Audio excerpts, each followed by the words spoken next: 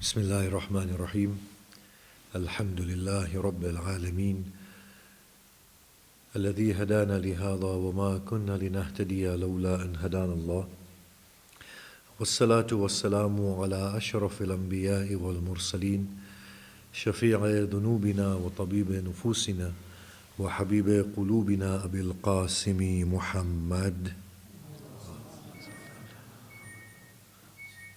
وعلى آله الطيبين الطاهرين المعصومين المظلومين وأصحابه المنتجبين ولعنة الله الدائمة على أعدائهم أجمعين. بسم الله الرحمن الرحيم. رب اشرح لي صدري ويسر لي أمري واحلل عقدة من لساني يفقه قولي. أما بعد، السلام عليكم جميعا ورحمة الله وبركاته.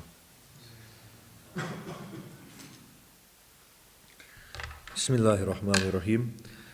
The blessed month of Ramadan is upon us, and as per the sermon of the Holy Prophet, that this is a month in which we are the guests and Allah subhanahu wa ta'ala is the host. And it befits the host to give to the guest whatever the guest desires.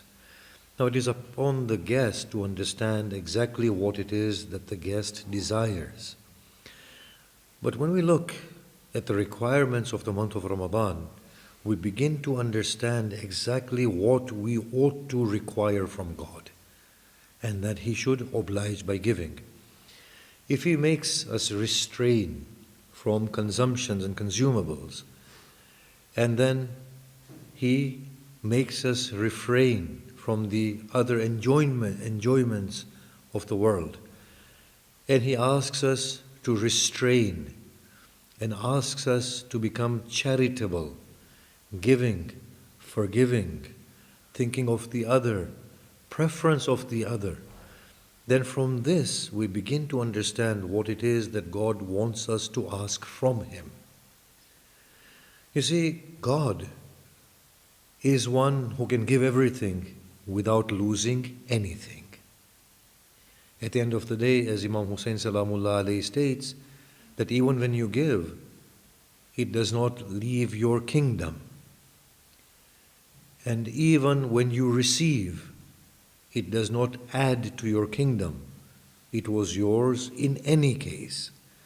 And as one of the Imams says, that give me that, after giving you do not lose anything. Give me full forgiveness. And forego that. After foregoing, you're not losing anything.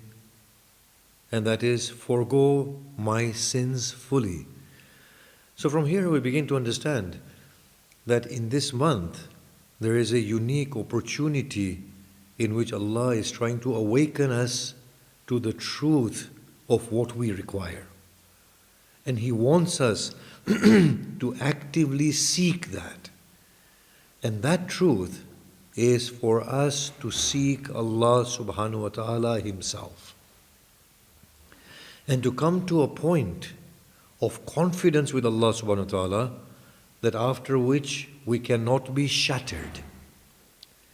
You see, from the du'as that we read, and these du'as in themselves, they actually prove to us that the Imams after the Prophet were the righteous souls.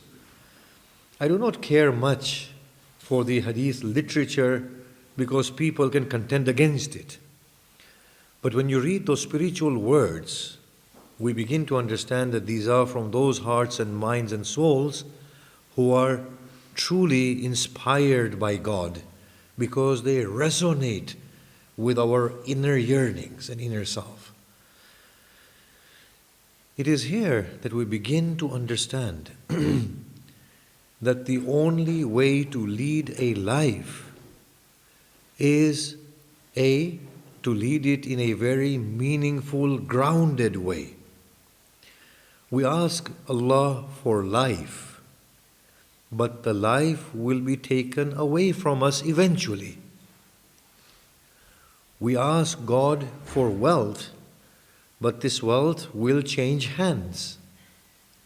We ask God for dignity, but this dignity is something that is relative. Whatever we are asking God for is all transient and very relative. What the Prophet and the Imams taught us was that make your prayer in slightly different way. And that then gives us the essence of actual requirement. The Prophet said, give me life for as long as life is good for me in your sight. Give me wealth for as long as you allow that wealth to bring me closer to you. Give me a good name, provided there is sufficient humility in my heart, so that the good name allows me to come to you. So this is what they taught us, that truly the asking in the month of Ramadan is a full asking. It is not for transient, arbitrary, artificial things. There is a true awakening awaiting us in the month of Ramadan. And that is why Allah subhanahu wa ta'ala is making us refrain from all these things, so that if the material preoccupations are reduced from the soul of the son of Adam, the finer self may emerge once again and begin to witness the truth of his own existence. Because indeed, if material preoccupations were to leave us in the month of Ramadan, if we indulged in excessive dhikr of Allah subhanahu wa ta'ala, if we were not preoccupied with overpowering our antagonists and enemies, if we were not wholly preoccupied with amassing matter, but were concerned about other poor people in this world, and if our minds were cut away from these preoccupations, then indeed the true person would begin to witness the light of truth and say to Allah, as Hussein ibn Ali say to Allah, that, O Lord, what has he gained, the one who has lost you? And what has he lost, the one who has gained you? If we can then begin to witness this, then we will know that in the month of Ramadan, Allah subhanahu wa ta'ala awaits to be received by the hearts fully. And this is the worthiest of asking. And this is the only way the son of Adam can exist properly on the face of this earth. How? All of us, we truly lack security from within ourselves. And this lack of security makes us run from one door to another, or makes us preoccupied in the want of matter, love, attachment, so on and so forth. Prestige, whatever else there is to it, it's a huge deception that we are living. But if a soul can attach with God, then their eyes open. They say to God, it is you who has given life, and surely you shall take life. It is you who has given wealth, and truly you will take it away. If by the day you are taking away my physical agility, and if by the hour my body is returning to the dust from whence it arose, if by the minute my memory is fading away, then I know now with certainty that there is no permanence to this world or anything in this world. The only way to exist, therefore, is to exist with full reliance upon you and to prefer your discretion above mine. To work in the month of Ramadan with Allah subhanahu wa ta'ala to the level that we become grounded, we become rooted, we acquire that stability and security through Allah subhanahu wa ta'ala. Look at the beautiful words of Hussein ibn Ali, in which he states that if you have chosen this, then make it bearable for me. If a soul evolves to this level in the month of Ramadan and begins to realize that the great reward awaiting him is the reward of reception of God himself, then the son of Adam in the month of Ramadan will not be preoccupied with any other mundane pursuit. The month of Ramadan will be used in a very gentle, loving fashion to reclaim that great glory that awaits one and all. Our parable is like a subject of a great king who appears in front of the king. I might be repeating myself. And seated on his throne, the king says, ask what you will. Now the king has said, ask what you will, you are my guest. But the subject says, O great one, bestow upon me a house, money, army. The king will readily give it all. But then the wazir will say that, do you know, had you asked him for the jewel inside his crown, he would have given it to you because he's a man of his word. Had you wanted, you would have had the crown itself. Had you wanted, you would have asked him to leave his seat and place you upon it. He would have done all of that for you. You just did not have the capacity to understand that or to ask of him. Indeed, if we go into it a bit further and we make a more intimate example and we say, and I suppose we have to make it relevant and cause it to relate to us. So if Qais, the blind lover of Layla, were to be asked by Layla, and Layla at this point, she is the empress of the world. If Layla were to ask Qais, Qais, ask me for whatever you want. Look at how things will change here. Qais will be a fool to say to Layla, give me a house, give me wealth. Qais would be a fool to say to Layla, give me the jewel inside your crown or the crown. Qais would be no less than a fool to say to Layla, give me your throne. Qais would merely say to Layla, you become mine and I have everything. If we can work to that level of intimacy, then that is the reception awaiting us. That when God says, ask me for whatever you want, we say, oh Lord, what have you not given me that I need to ask you? I merely ask you so that it can be made known that I am the slave and you are my master. That I am your lover and I wish a gift of love from you. But otherwise, without asking, you have given me the breaths to breathe. Without asking, you have given me a body that is functioning. Without asking, you have given me a mind. You have given me the sun, the moon, the earth, the water, the plants, the herbs, the animals. Could this fool have had enough aptitude to ask you for the sun and the moon? This fool would ask you only for what? For a little bit of money? Without asking you if you have given me all of these things. By the way, people say they get upset when I call them fools. So I said, I'll call myself fool. They said, well, we won't listen to you if you call yourself a fool. My Lord knows from whence these words are coming, and they are falling upon the ear of my beloved. What difference does it make if the ears of the world understand or not? The one who penetrates every heart can cause even foolish words to penetrate in those hearts. I've said that for the camera, by the way, because others will be listening afterwards. And with that, can we pray a Surah Fatiha for our brothers and sisters around the world and for the people of Iraq and Syria, that may Allah subhanahu wa ta'ala assist them in combating the evil that is present within them, the ISIS and other groups. Al-Fatiha.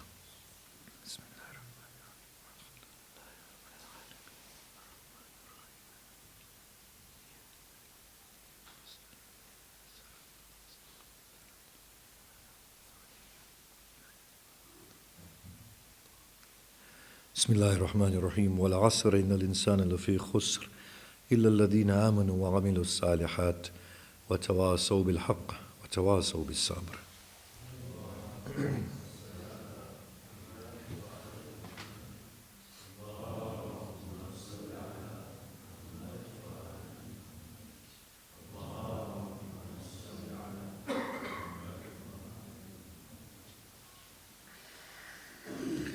Bismillahir Rahmanir Rahim. Alhamdulillahi Rabbil Alameen. Wassalatu wassalamu ala ashrafil anbiya'i wal mursaleen wa alihi at-tayyibin at-tahirin. Amma ba'd, assalamu alaykum jami'an wa rahmatullahi wa barakatuh.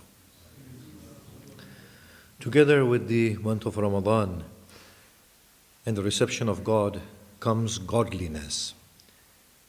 And a soul infected by ego and arrogance relents, gives itself up in surrender and submission to the Most Beloved, and then begins to witness from the sight of the Most Beloved.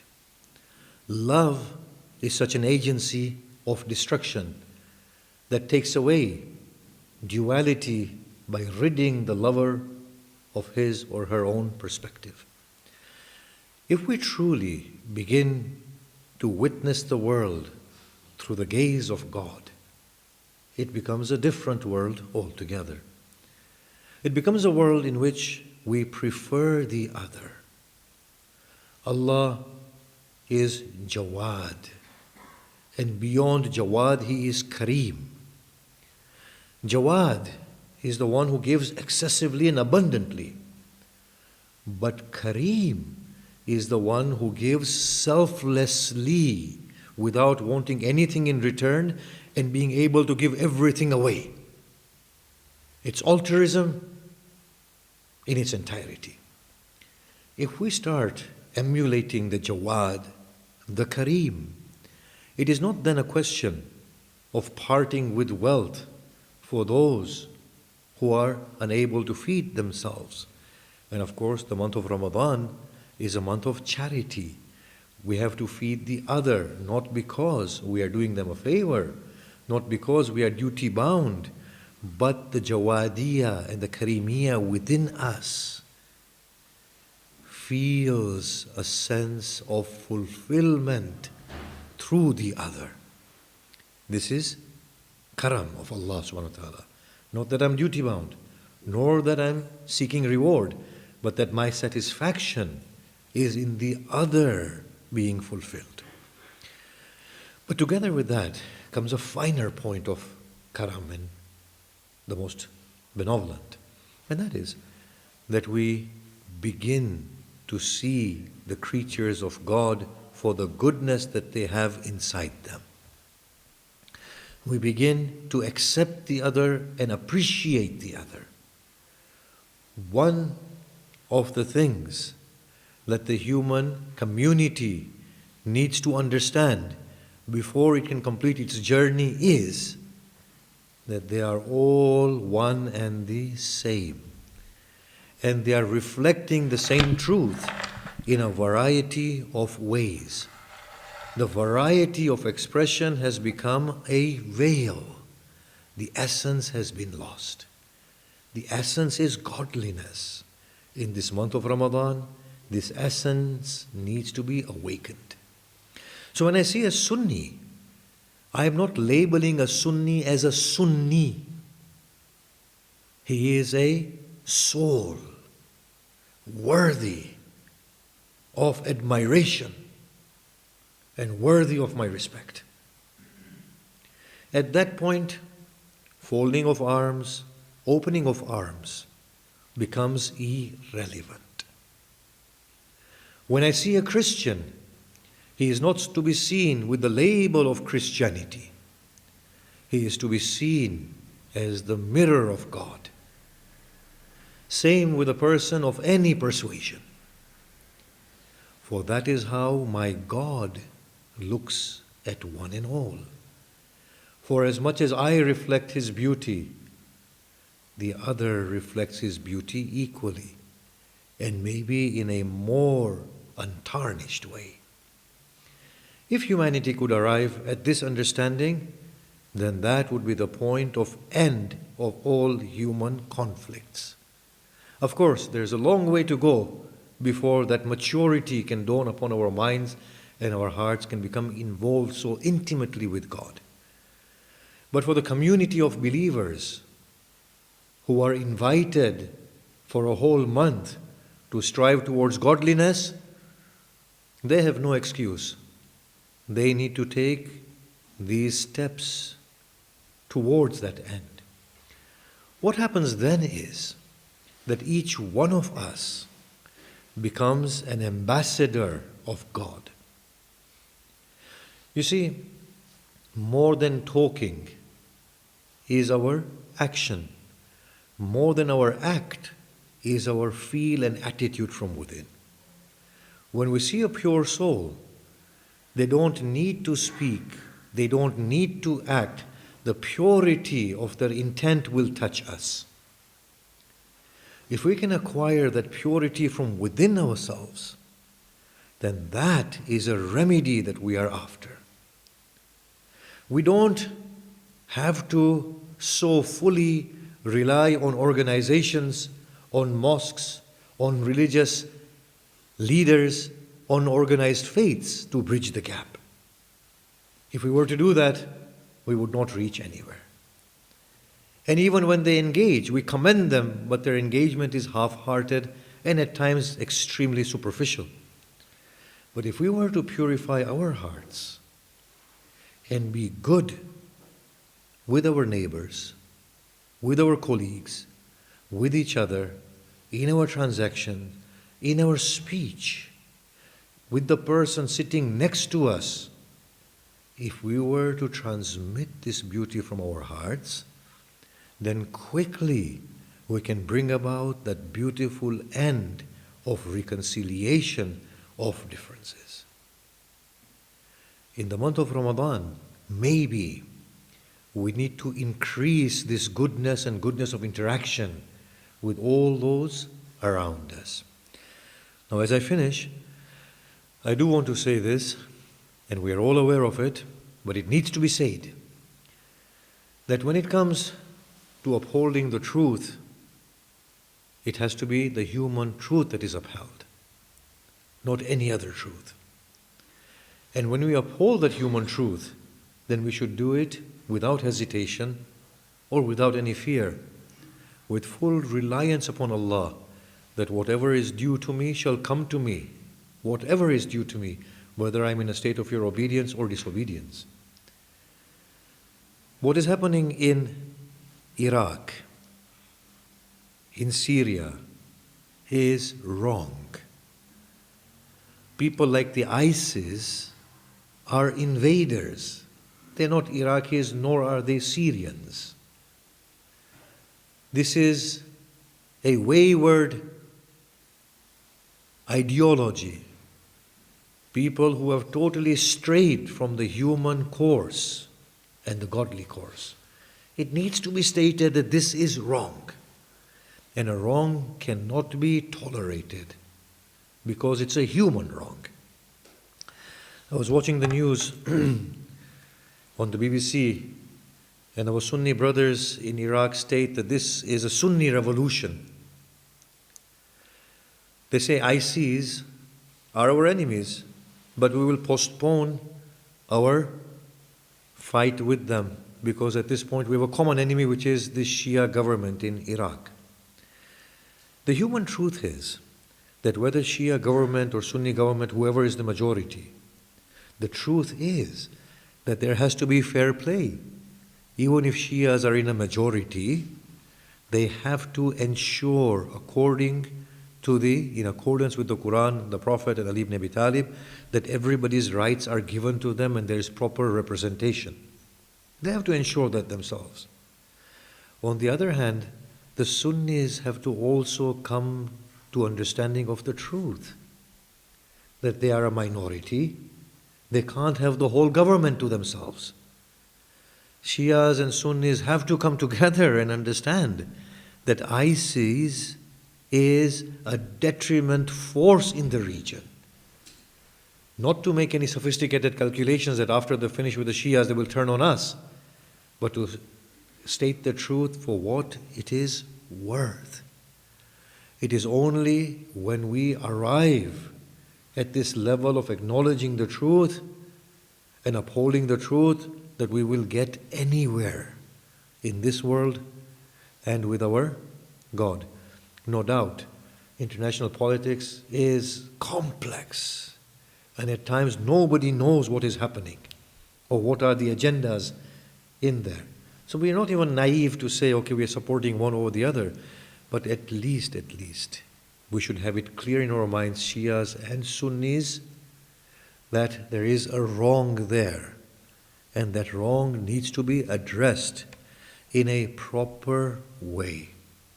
And that the Middle Eastern region needs to understand the worth of democracy in whatever way they want to adapt their democracy. It might not be the Western form of democracy, but whatever. But the worth of democracy is something that is proven. It seems to be closer to the way human people should be governing themselves than dictatorships. And they should also understand that political processes take time and they have to be engaged with in a peaceful, careful manner. We can do ourselves a great favor by understanding these things and talking about them and getting it across to other minds. Bismillahir Rahmanir Rahim. Alhamdulillahi Rabbil Alameen.